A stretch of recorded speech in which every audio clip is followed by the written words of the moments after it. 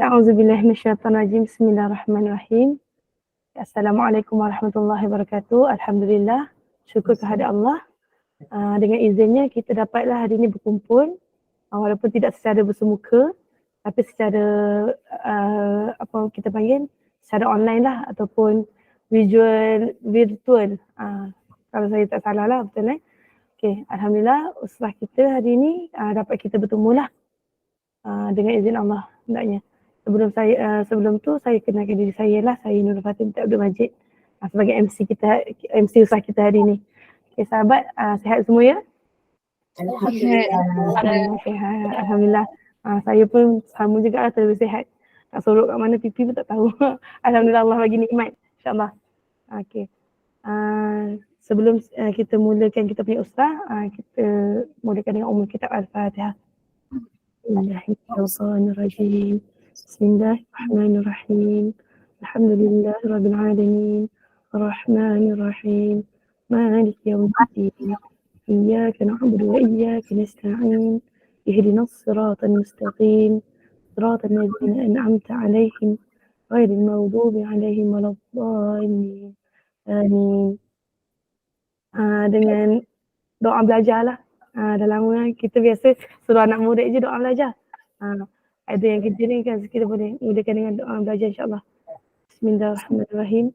Allahumma aqtah alaina hikmataka wa anshur alaina min khazain rahmatika ya arhamar rahimin.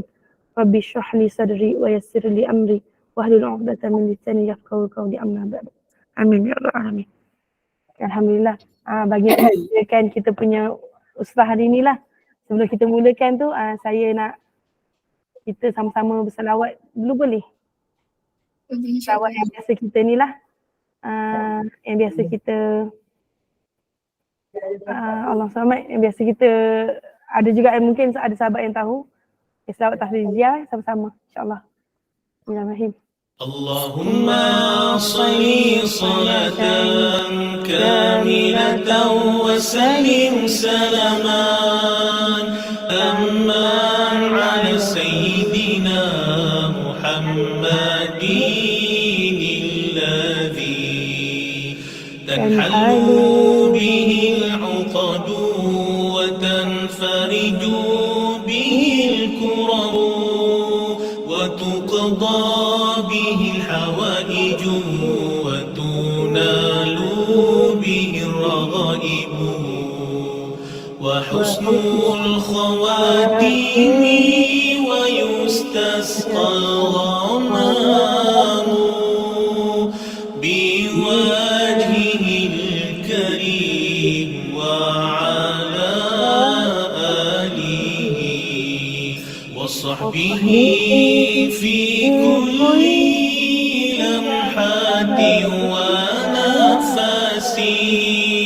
ونفس بعدد كل معلوم لك اللهم صل صلاة كاملة وسلم سلاما تاما على سيدنا محمد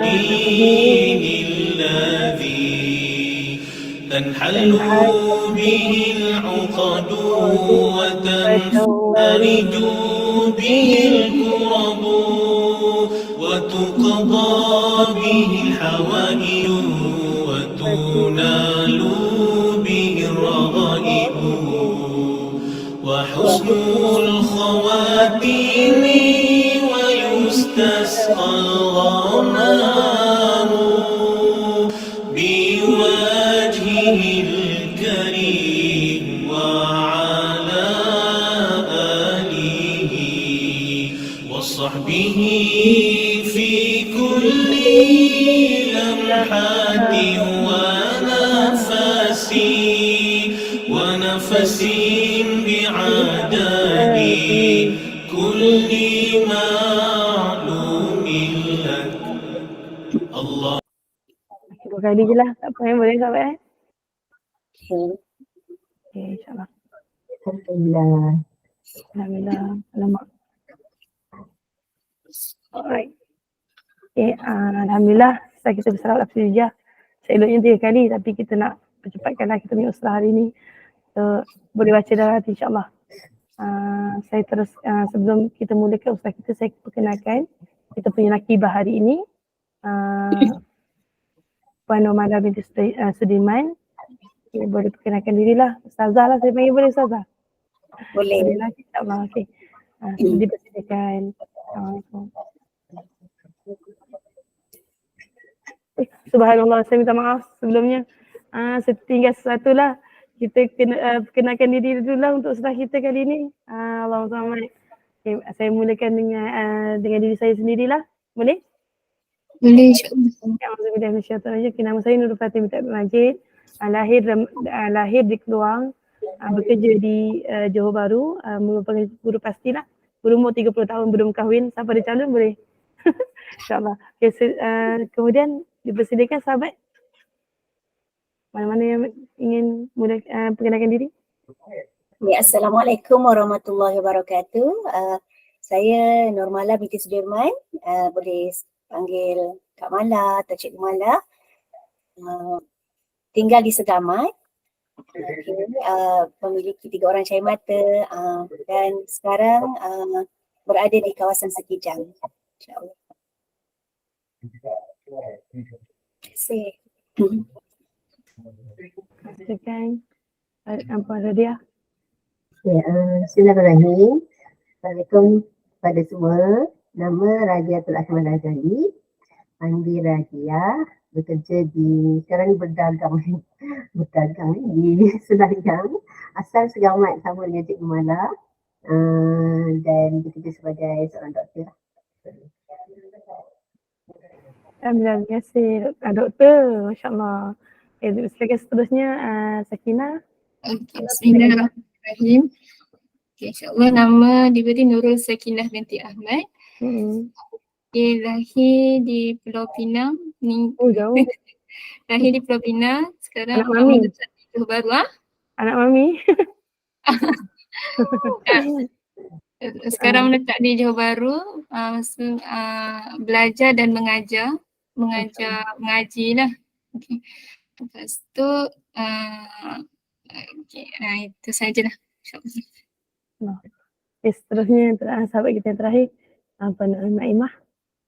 Bismillahirrahmanirrahim. Jelaskan suara? Jelas tak suara? Sangat jelas. Okey, bismillahirrahmanirrahim. Assalamualaikum warahmatullahi wabarakatuh. InsyaAllah nama diberi oleh ibu dan ayah saya, almarhum dan almarhumah Nur Naimah binti Zakaria. Saya berasal dari Kelantan, Kota Baru Kelantan, dan menetap di Pontian Johor lah. Dan insyaAllah saya bergerak kerja di bersama-sama dengan Dewan Muslimat PAS kawasan Pontian, dan saya bertugas di SK Seri Pulai Aibar sebagai seorang guru, insyaAllah. Itu saja. Wallahualam. Alhamdulillah. Terima kasih sahabat-sahabat semua. Seterusnya baru saya persilakanlah nakibah kita Puan Nomala untuk sesi seterusnya. Silakan. Okay. Bismillahirrahmanirrahim. Alhamdulillahirabbil alamin. Wassalatu wassalamu ala asyrafil anbiya'i wal mursalin wa ala alihi wa sahbihi ajmain. Rabbi shrah li sadri wa yassir li amri wahlul 'uqdatam min lisani yafqahu qawli. Subhanaka la ilma lana illa ma 'allamtana innaka antal alimul hakim. Wa la haula wa la quwwata illa billahil aliyyil azim. Amin. Ya, Assalamualaikum warahmatullahi wabarakatuh. Sekali lagi dan salam ukhuwah ya. Okey, bersyukur kepada Allah Subhanahu Wa Taala kerana pada bulan Ramadan yang mulia ini ya, kita diizinkan oleh Allah Subhanahu Wa Taala untuk berusrah bersama sahabat-sahabat dari pelbagai daerah di dalam negeri Johor. Maknanya walaupun dari kejauhan itu tidak membataskan kita untuk kita saling mengeratkan silaturahim melalui talian aplikasi Google Meet ini, insya-Allah. Ya, kita doakan mudah-mudahan Allah memberkati segala usaha dan amal bakti kita sepanjang bulan Ramadan dan seluruh kehidupan kita ini. Mudah-mudahan Allah berkati di dunia dan di akhirat, insya-Allah. Jadi kita tahu bahawa dalam usrah ini, usrah adalah keluarga. yang mudah kita fahamilah secara awalannya, dan saya semua sedia maklum. Dan kita ada rukun usrah iaitu ta'aruf di kalangan sahabat-sahabat supaya kita lebih memahami susah payah ataupun situasi sahabat-sahabat kita dalam usrah ini, keluarga, ya, maknanya keluarga, macam kita dalam keluarga kita. Kemudian salah satu rukunnya yang kedua adalah takaful, saling bertolong bantu, saling bekerjasama demi untuk kita meningkatkan izzah kemuliaan Islam khususnya, ya, insya-Allah. Dan yang ketiga takaful iaitu tafahum, saling memahami tadi, ya. Yang kedua takaful, saling bekerjasama, dan tafahum yang kedua saling memahami, saling memahami, bila kita dah faham, dah kenal, lepas tu kita faham masalah sahabat-sahabat ataupun apa saja situasi dalam sahabat kita dalam bentuk keluarga Islam, dalam komuniti yang kecil dan kemudian akan besar lah, insya-Allah. Kemudian seterusnya yang ketiga adalah takaful. Daripada situlah baru kita akan saling ada keinginan, kemahuan untuk bertolong bantu, bekerjasama antara satu sama lain, insya-Allah. Jadi mudah-mudahan dengan 3 rukun yang kita sentiasa amalkan dalam kehidupan kita ini dapat kita aplikasikan dalam kehidupan kita, dan mudah-mudahan kita saling rasa akrab yang sangat kuat, ya, melebihi kadang-kadang dalam rakan sebumbung kita yang kita bekerja. Sebab sebagai contoh, saya pernah menjadi guru. Kadang-kadang bila dalam jamaah tak sama dalam karier perguruan. Sebab kita hanya berinteraksi dan saling kata orang berkomunikasi dalam bab-bab pekerjaan saja, lebih kepada keduniaan lah. Tetapi bila dengan sahabat dalam jamaah terutamanya, mereka boleh tahu kita ada masalah. Mereka boleh tahu kadang-kadang kita tak sempat makan bila nak join usrah tu. Malah mesti tak sempat makan lagi. Maknanya ada kakak-kakak ataupun dululah masa saya awal-awal dulu dalam 25 tahun mula berkecimpung dalam jamaah ni. Habis saja belajar terus posting dan terus aktif dalam jamaah. Macam kadang-kadang bila dulu Johor ni Jumaat kita memang cuti, kita tak cuti tau. Jadi setiap usrah pukul 3 petang. Kadang-kadang pukul 12 balik kerja terus rushing untuk pergi tempat kerja kita tu contoh. Tapi kita kadang-kadang tak sempat makan pun. Tapi kadang-kadang ada sahabat yang dah bawa bekal sebab dia tahu macam kita tak sempat. Kita orang paling awal buka pintu markas, kita orang paling akhir tutup pintu markas. Contohlah itu, dan saya rasa sahabat-sahabat lain pun macam tu. Banyak orang kata yang kita tak sempat, orang kata cerita secara open kecuali dalam kumpulan usrah kita. Itulah. Jadi saya ingin persilakan seterusnya adalah kupasan hadis. Jadi saya ingin persilakan Dr. Radiah, Ukti Radiah untuk menyampaikan kupasan hadis. Dipersilakan.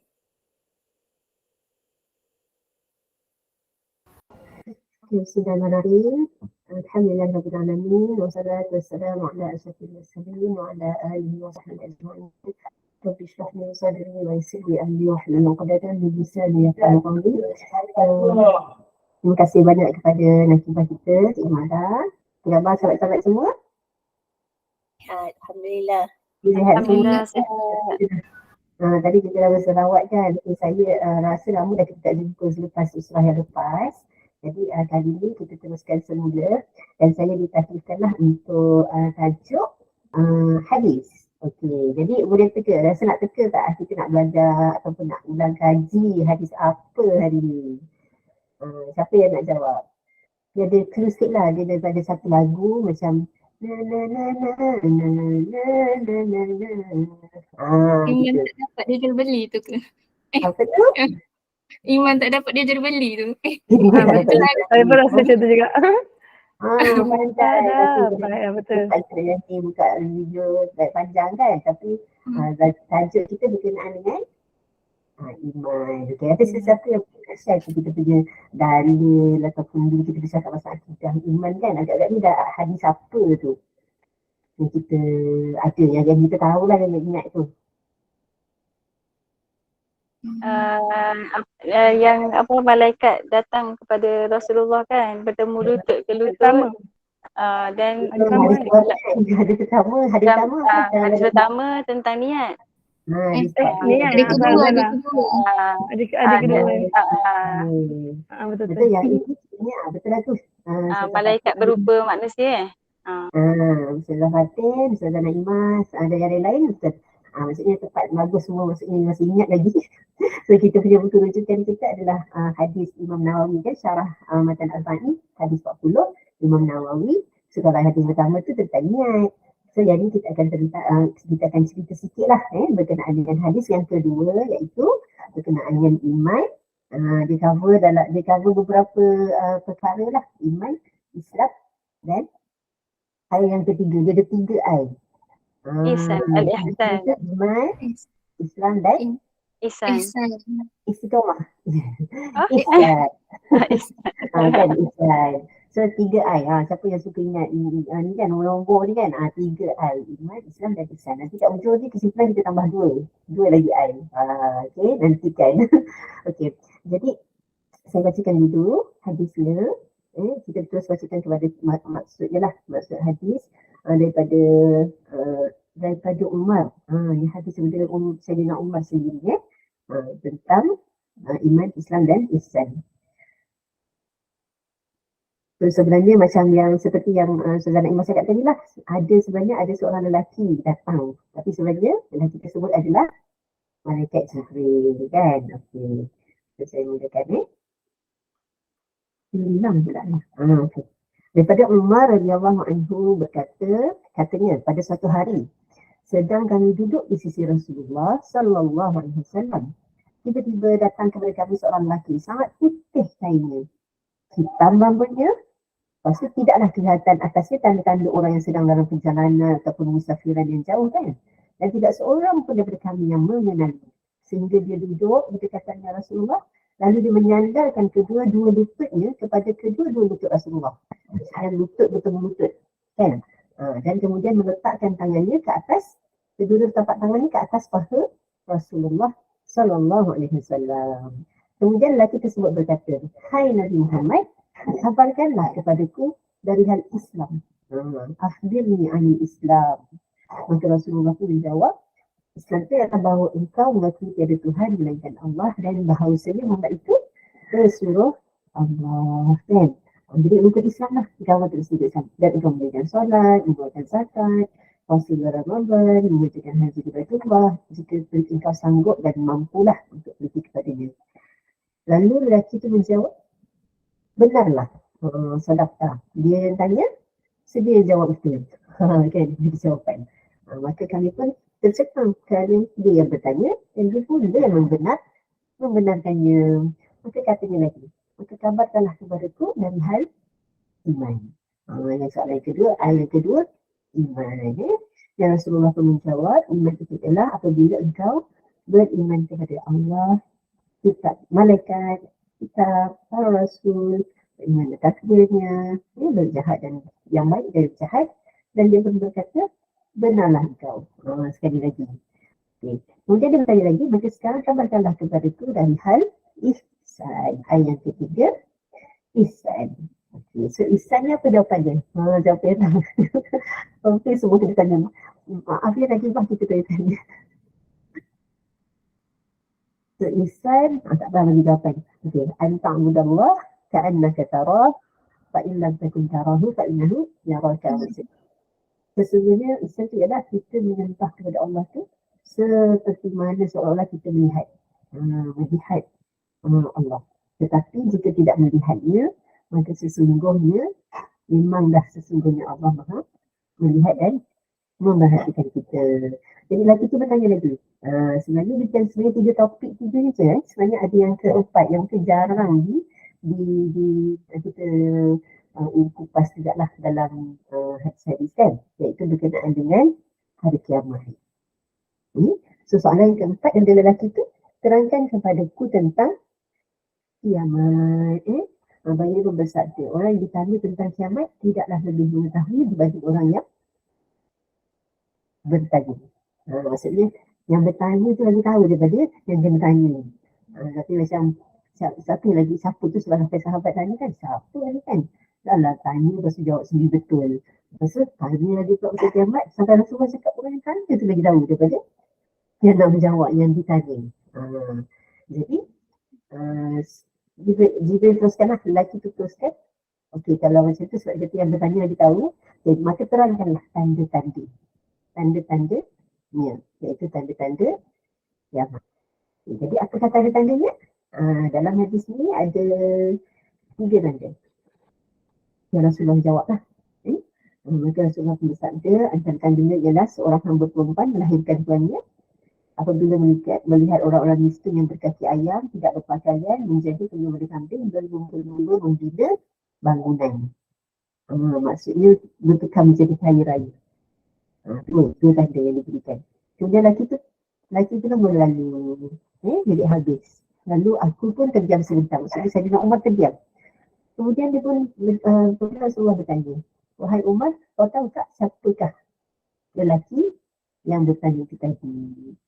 Aku kata Allah dan Rasul yang lebih mengetahui. Kan maksudnya sahabat kan begini kan tercakap wa Allah Rasul alam kan.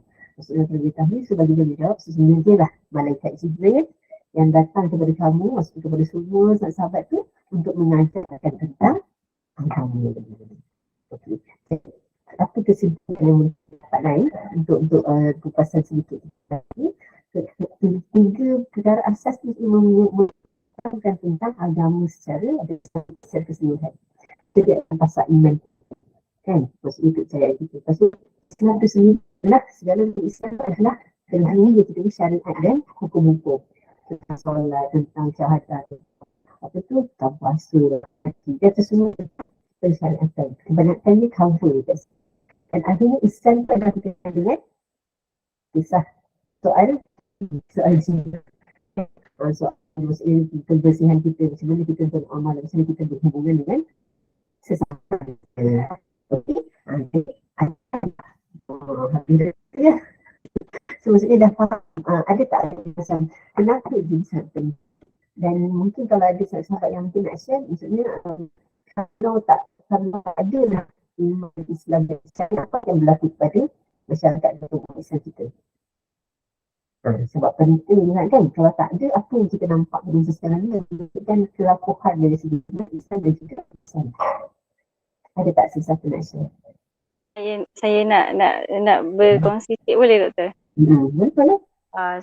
Macam sekarang kan kalau kita tengok sebab Rasulullah pun bagi tahu kan umatku pada suatu hari nanti ibarat seperti buih-buih di lautan kan.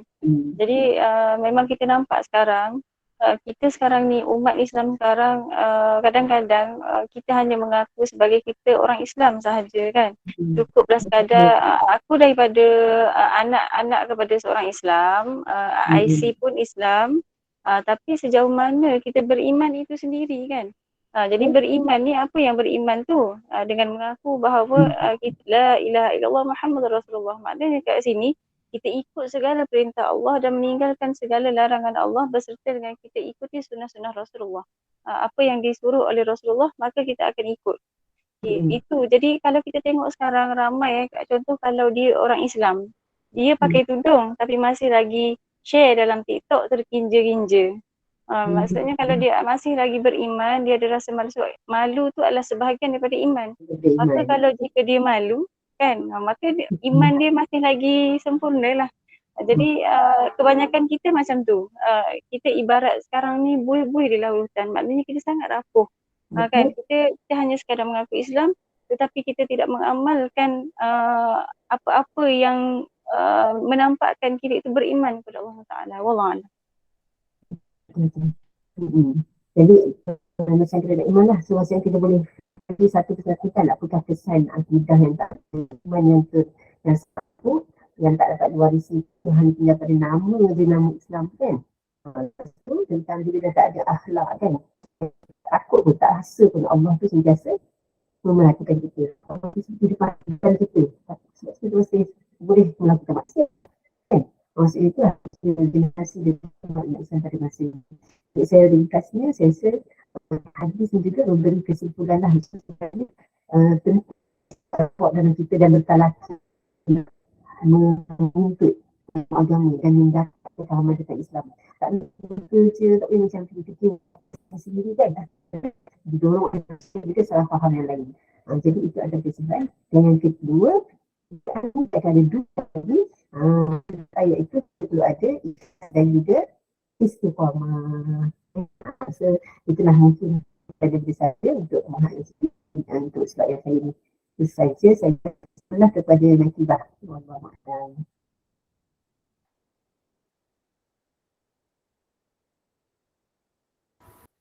Okey, terima kasih jazakillah khairan katsira diucapkan kepada Ukhti Dr. Radiah atas kupasan hadis sebentar tadi. Seterusnya kita akan ke slot iaitu Fikrah Islam dan Akidah iaitu Ukhti Naimah. Sebelum tu saya mohon izin kalau bateri di laptop ni dia habis, saya akan guna handphone just mungkin sekejap saya terlive lah nanti. Saya akan masuk balik. Okey, dipersilakan Ukhti Naimah, dipersilakan. Okay, terima kasih Kak Mala selaku Nakibah kita pada hari ini, dan insyaAllah saya akan share screen sikit. Sekejap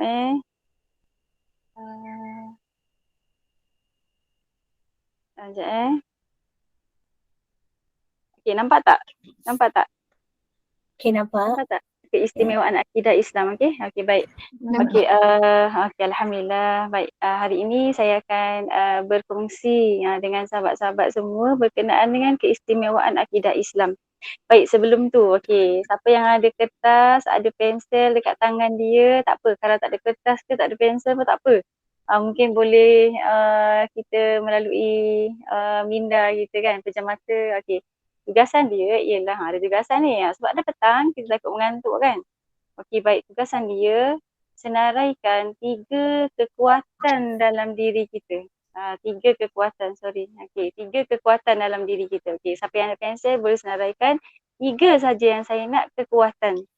Kekuatan, okey, dalam hidup kita ni apa yang menjadi kekuatan dalam hidup kita. Kalau tak ada pensel boleh fikir-fikir apa yang kekuatan yang pertama. Okey. Okey, dah dapat. Apa kekuatan kedua? Okey, dah dapat. Okey, apa kekuatan ketiga? Okey. Okey, so okey, dah dapat? Dah. Okey, boleh. Dah dapat semua dah. Doktor, dah dapat doktor? 3. Sakinah dah dapat 3. Okey. Okey. Fatin dah dapat 3. Okey, dapat ya, sumber. Sumber Saya belum 3. sumber kekuatan ya. Maksudnya apa yang menguatkan diri kita. Ya, betul. Saya nak 3 saja. Tak banyak pun, 3 saja. Okey dah Okey, tak apa. Saya tak nak tanya seorang-seorang, cuma saya tanya secara ni lah. Okey, baik. Jangan jawab, tak payah jawab lah. Yang kita jawab dalam hati je apa yang kita tulis tadi. Okey, apakah kekuatan kita yang pertama? Kita tengok balik apa yang kita tulis tu. Dan apa yang terlintas tadi, apa yang kekuatan kita yang pertama? Kita terenung balik. Okay, kita tengok pula kekuatan kita yang kedua. Apa yang menjadikan hidup kita kuat? Kita tengok nombor 2, apa nombor 2 tu? Kita fikir balik apa nombor 2 tu. Okay, kita tengok balik kat kertas kita. Kalau kita tulis, apa kekuatan nombor 3 kita? Okey dah Okey, sahabat-sahabat dah tulis pun apa 3 kekuatan, apa sahabat-sahabat pun dah terbayang dah apa kekuatan tu. Baik, saya berharap sangat mudah-mudahan semua ahli usrah kita ni, kekuatan kita yang pertama adalah Allah Subhanahu Wa Taala. Sebabnya ia berkaitan dengan akidah kan. Sekarang kita tengah berbincang dengan pasal akidah. Sebab tadi pun pembentang kita yang pertama pun Dr. Radiah pun bagi tahu tadi kan apa itu Islam, apa itu iman dan ihsan. Kalau ihsan tu seolah-olah kita ni buat benda kita melihat Allah. Kalau kita tak dapat lihat Allah, kita dapat merasakan bahawa Allah tu memang lihat seumur-seumur. Kalau orang Kelantan kata Allah ni tengok kita seumur-seumur. Di mana kan? Kullu makan, di setiap makan, kullu zaman, kullu waktu, setiap waktu Allah melihat kita. Jadi mudah-mudahan kekuatan yang pertama kita adalah Allah Subhanahu Wa Taala. Allah lah yang menjadi sumber kekuatan kita. Yang kedua, ketiga tu tak kisahlah apa. Tapi yang penting yang pertama, mudah-mudahan Allah lah sumber kekuatan kita. Sebab kita adalah hamba Allah kan. Baik. Jadi kita masuklah. Okey, keistimewaan akidah Islam. Okey, kenapa akidah Islam berbeza dengan akidah dengan agama yang lain? Yang pertama, akidah Rabbaniyah. Kerana akidah Islam itu adalah akidah Rabbaniyah. Akidah Rabbaniyah berarti kepunyaan Tuhan yang bersumber dari Al-Quran dan As-Sunnah. Ia bukanlah akidah yang direka di dalam mana-mana apa tu? Muktamar. Bukan kita duduk muktamar lepas tu kita reka. Okey, akidah kita apa dia? Bukan daripada rekaan anak murid Nabi Muhammad atau direka oleh mana-mana pembesar dalam agama. Seperti yang pernah dilakukan oleh Saint Paul dalam agama Nasrani sehingga dinamakan oleh penulis-penulis barat sebagai Christian Paulus. Kita bukanlah akidah ni akidah Muhammad, bukan. Kan Nabi Muhammad SAW hanyalah utusan Allah kan, menyampai risalah daripada Allah Subhanahu Taala. Baik, yang kedua ialah akidah. Dia ada stressing dia tak nampak Ada share. Tak nampak Ada, tak nampak. Dah tak nampak Okey, sekejap. Ni kot jangan off screen pun. Sekejap. Okey. Screen pun dia tak boleh off, nanti dia Nampak tak? Nampak? Belum. Sekejap. Dia tak boleh back, dia kena apa yang nak share tu kena stay kat situ. Saya dah stay tadi. Mungkin dia ni balik. Sekejap. Sekejap. Saya share balik. Take time, insyaAllah. Sekejap. Okey, nampak tak? Nampak? Okey dah. Nampak? Okey, Nampak. alhamdulillah.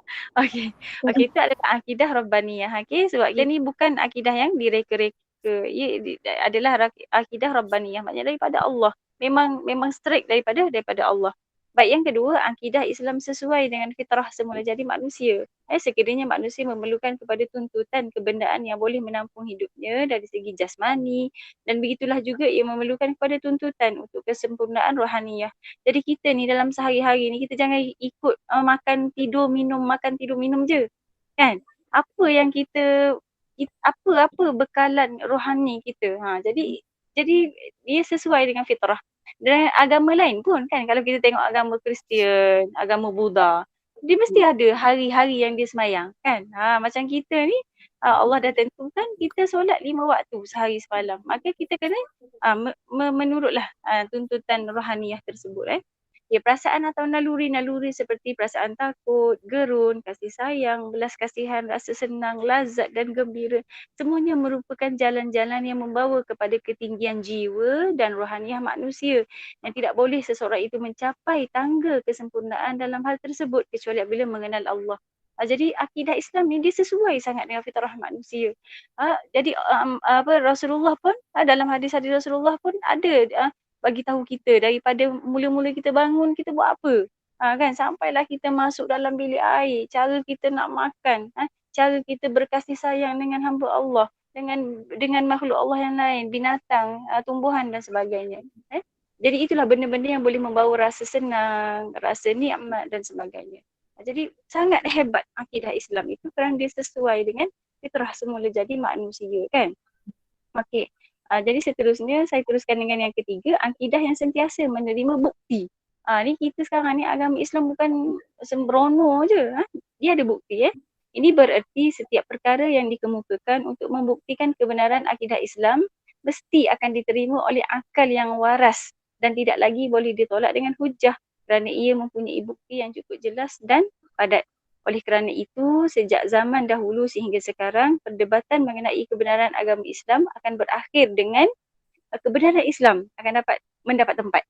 Kan, kalau sekarang kita tengok kan, macam-macam kan, ada dialog dengan paderi dan sebagainya, ataupun berdialog dengan ilmuwan dari agama lain. Mesti yang last sekali yang menangnya Islam.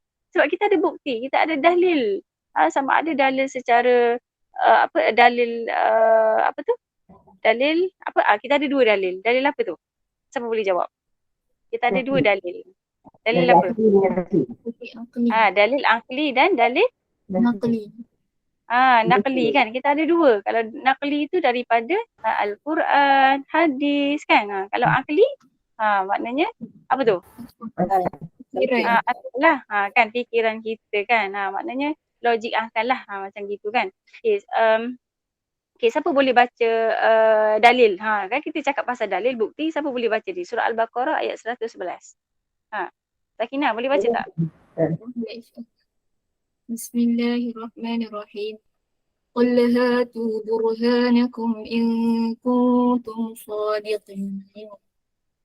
Maksudnya, katakanlah wahai Muhammad, bahawa datanglah keterangan-keterangan kamu sekiranya kamu orang-orang yang benar.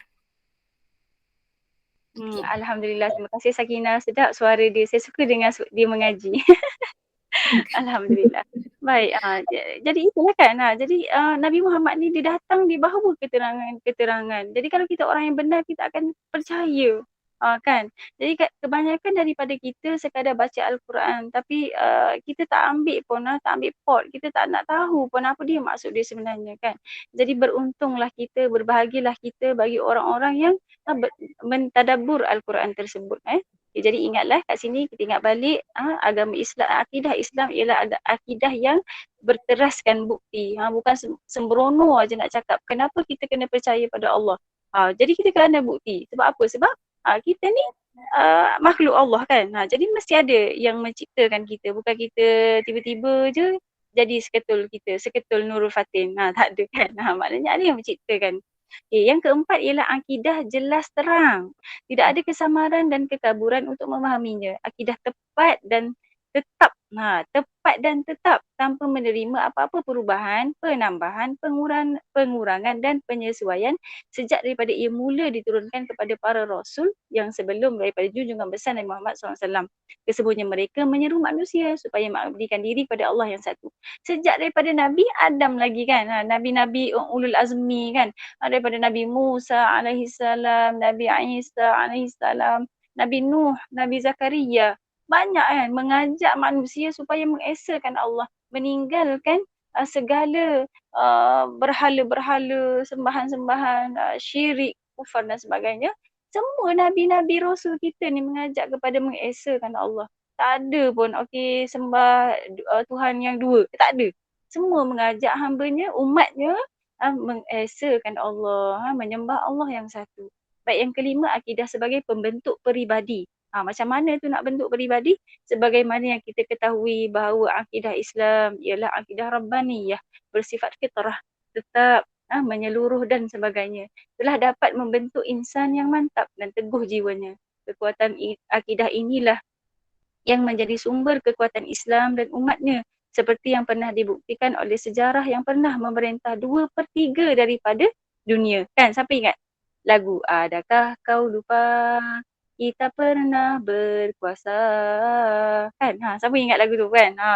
Kita telah memerintah, Islam ni pernah memerintah dunia sebanyak 2/3 dengan dasar Islam.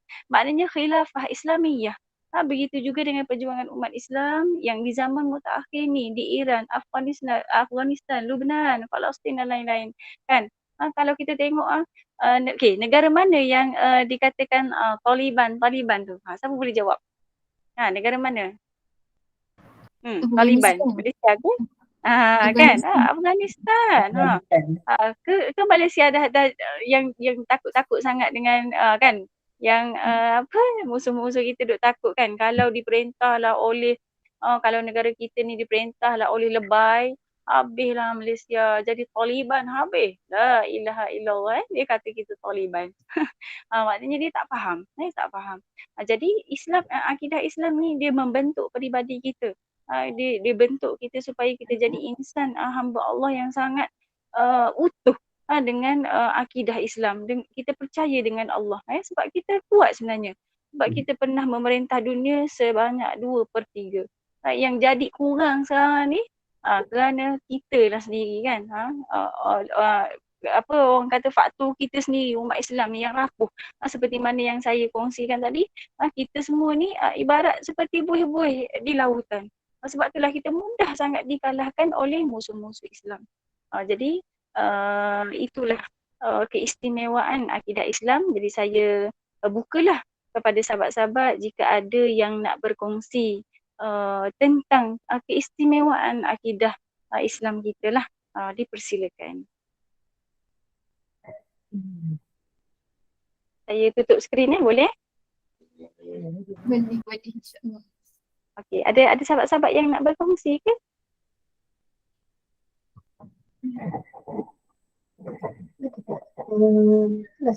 Tadi ada sebenarnya tentang flexibility dan sesuai sepanjang zaman ni. Ya, betul, flexibility, betul. So Satu benda tu lagi antara apa? apa tu, orang kata sebenarnya betapa Islam sesuai saya zaman kan, tapi mungkin orang tak rasakan benda tu. Orang nampak kita ni gagal sangat Islam ekstrim dia selalu libur kita.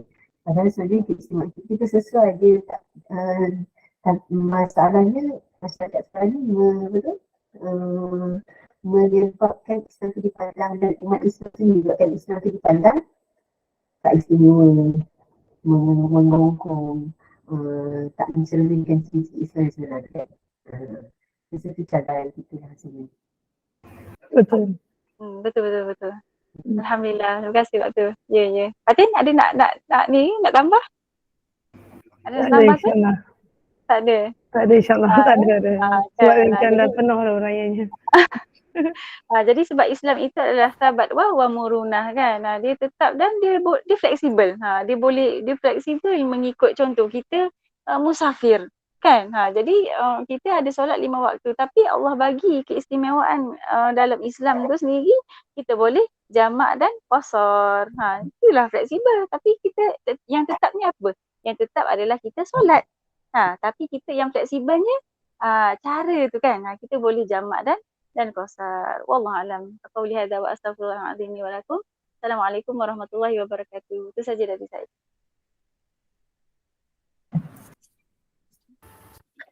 Alhamdulillah. Jazakillah khairan katsira diucapkan kepada Ukhti Nur Naimah atas perkongsian yang cukup menarik ya berkaitan dengan akidah ataupun yang kita sebut tadilah yang telah dikupas. Okey. Mudah-mudahan apa yang diperkatakan ini dapat kita ambil iktibar untuk kita terus istiqamah dalam kehidupan ini dalam melaksanakan apa saja tanggungjawab kita sebagai hamba Allah di muka bumi ini insya-Allah. Jadi seterusnya kita beralih kepada slot Tazkiyatun Nafs ya, iaitu dipersilakan Ukhti Nurul Sakinah untuk menyampaikannya. Dipersilakan. Bismillahirrahmanirrahim. Okey, jadi insya-Allah saya akan sambunglah untuk surat Tazkiyatun Nafs. Okey, jadi untuk slot ni saya akan hanya nak berkongsi je, tak lama pun. Ada sikit dah. Okey, jadi sebelum saya masuk pada yang tajuk asas, saya nak terangkan dulu yang Tazkiyatun Nafs. Okey. Yang pertama, kita kena kenal dulu. Okey, asas agama ada berapa? Rukun, kita ada kita ada rukun iman, kita ada rukun Islam. Okey. Lepas tu satu lagi asas agama. Okey, asas agama kita ada Syahadah. Asas agama kita ada 3. Akidah, ibadah dengan tasawuf. Okey. Akidah, ibadah, tasawuf 3 kan. Okey, jadi Tazkiyatun Nafs termasuk dalam golongan yang keberapa? Maksudnya kategori yang mana? Kategori tasawuf. Okey, kategori hati. Okey. Jadi dia lebih kurang kepada macam mana kita nak betulkan hati kita. Macam kita, sebab hati Rasulullah sebut hati merupakan raja kan, raja dalam kita punya keseluruhan badan. Jadi kalau hati kita baik, baiklah satu badan kita. Jadi kalau hati kita tak berapa elok, jadi buruklah macam tu. Walaupun daripada mazhar ataupun daripada luaran kita nampak orang ni nampak baik, tapi kalau hati dia macam tak berapa, buruk juga orang ni macam tu. Jadi kita kena nilai lah, nilai bukan nilai daripada sekadar luaran sahaja, tapi nilai dalaman. Tapi jangan pula kita anggap luaran tu macam kita biarkan. Contoh orang biasa orang kata macam ni lah, tak boleh pakai tudung asal hati baik apa semua tu kan, itu tak boleh juga. Okay. Jadi insyaAllah jadi untuk kita perbincangan ni saya nak bincangkan satu perkara yang mudah tapi susah kita nak dapat. Perkara yang mudah tapi susah kita nak dapat. Perkara yang kita buat tapi susah kita nak dapat. Ayat itu adalah khusyuk dalam solat. Kita buat tiap-tiap hari. Kita buat tiap-tiap hari solat, semayang 5 waktu, tak pernah tinggal. Tapi satu je benda yang kita tinggal adalah khusyuk. Susah nak dapat. Okay. Benda mudah untuk kita hadirkan, tapi nak hadirkan tu susah. Contoh, kita dalam solat kan, bila waktu solat lah kita terfikir, benda ni tak siap, benda tu tak siap, lepas ni nak buat apa. Tiba-tiba yang paling saya pernah kelakar sekali, tak dapat idea, dalam solat dapat idea.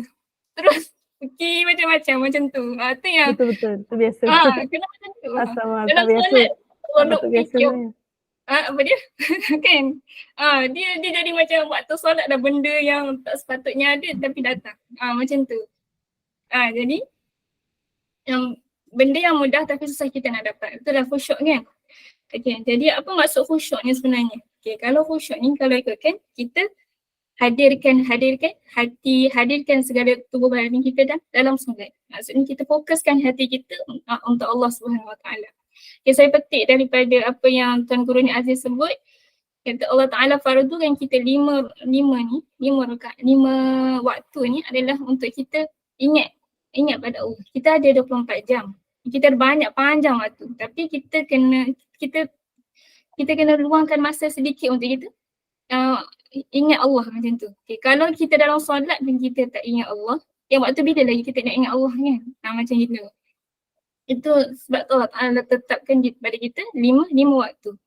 Okay, dan jadi itu yang pertama. Okay, yang kedua, cara nak dapat khusyuk ni dia pelbagai. Setiap orang dia ada cara dia tersendiri. Tapi dia yang telah ditetapkan, saya dah tengok rujuk dekat Bayan Dinas, dia sebut dia ada tiga peringkat. Yang pertama sebelum solat. Okay, sebelum solat kita buat persiapan, ambil wudu, tengok syarat, jaga pakaian, tempat dan sebagainya lah. Okay. Lepas tu ketika sebelum solat tu, kita kena tenangkan diri dulu, kosongkan fikiran dulu. Kosongkan fikiran, saya nak solat. Lepas tu kita anggap solat kita adalah solat yang terakhir. Okay, solat yang terakhir dan kita bayangkan sekiranya kita mati lepas ni. Okay, macam mana? Okay, macam tu. Kalau macam saya fikir macam tu lah. Kalau macam tu saya fikir kalau lepas ni saya mati, saya sempat ke nak buat ni. Kalau lepas ni saya dah tak ada, nanti dalam kubur apa Allah nak sebut, apa aku nak jawab kan, macam tu. Selalu fikir macam tu je. Okay. Biasa kalau kita nak buat sesuatu, nak semangatkan kita, macam saya lah nak semangatkan nak buat sesuatu, saya fikir kalau lah saya mati lepas ni. Kalau saya tak buat ni, kalau saya mati nanti apa yang Allah Ta'ala nak, apa yang saya nak jawab. Okay. Macam gitu. Lepas tu fikir macam tu dulu. Lepas tu bila kita dah senang, dah sedia, baru angkat takbir. Dah maksudnya kita dah niat apa semua, angkat takbir lah. Okay, ni dalam waktu solat, ketika kita tengah solat, kita kena faham makna. Waktu solat faham makna. Ni dalam solat ni kebiasaan memang kita tak akan khusyuk daripada takbir sampai sujud takkan. Maksudnya boleh tapi pelbagai latihan. Dia ada kalanya kita baca tiba-tiba dah fokus ni, tiba-tiba datang benda lain. Okay, bila kita dah sedar, kita datang balik, kita fokus balik. Macam tu. Dia kejap turun bangun, macam kita naik turun bukit, macam tu. Kejap naik, kejap turun, kejap naik, kejap turun, kejap naik, kejap turun. Kita tak semestinya naik, lepas tu tak turun. Itu tak ada, kita akan naik, turun, macam tu. Dalam solat pun macam tu. Kejap khusyuk, kejap tak khusyuk, kejap khusyuk. Yang penting kita cuba datang. Usaha kita tu Allah Ta'ala nampak. Daripada tak ada usaha langsung, kita biar je. Biarlah aku nak ingat apa pun.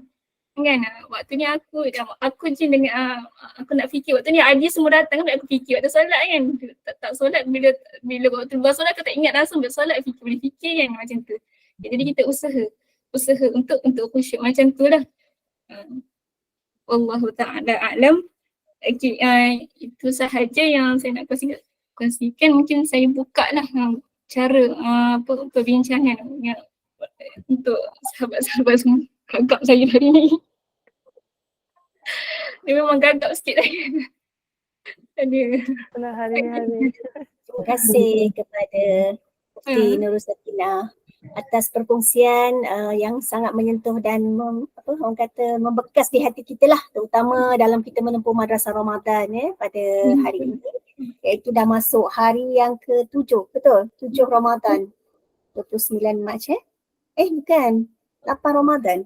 Hari Khamis kan hari ni 30 Mac. Oh, sekejapnya masa berlalu Okey, maksudnya tak lama lagi lah kita akan berada di penghujung ataupun Ramadan akan meninggalkan kita. Jadinya saya teringat bagaimana kadang-kadang betul lah pernah sahabat-sahabat ada kongsikan, kadang-kadang bila letak kunci tak ingat tu, masa solat lah tu teringat. Betul tak?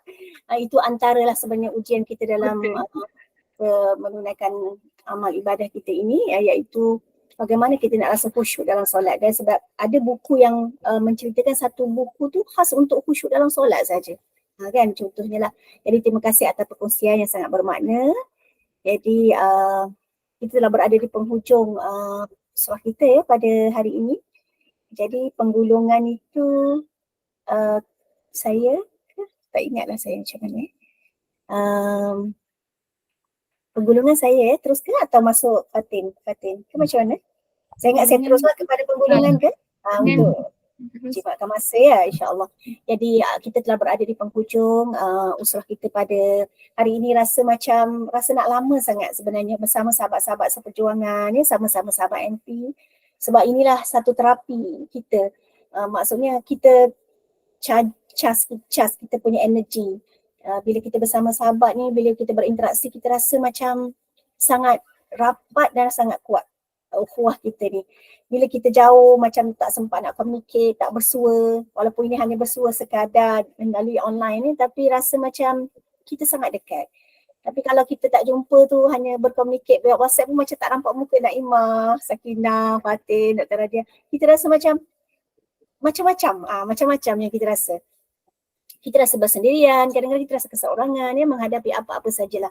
Kadang macam rasa banyak persepsi ke macam mana kita tak tahu. Tapi bila kita dah jumpa macam benda tu menepis sebab segala persepsi sahabat-sahabat ni bukan kita tak sempat jumpa, tapi sebenarnya memang kita dihamba oleh masa yang sangat mengekang kita lah insya-Allah.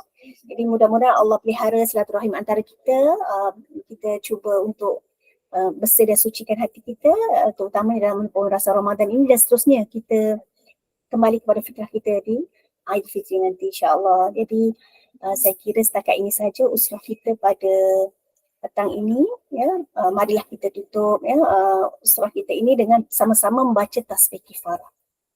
Bismillahirrahmanirrahim. Bismillahirrahmanirrahim. Asyhadu an la ilaha illallah wal 'asri innal insana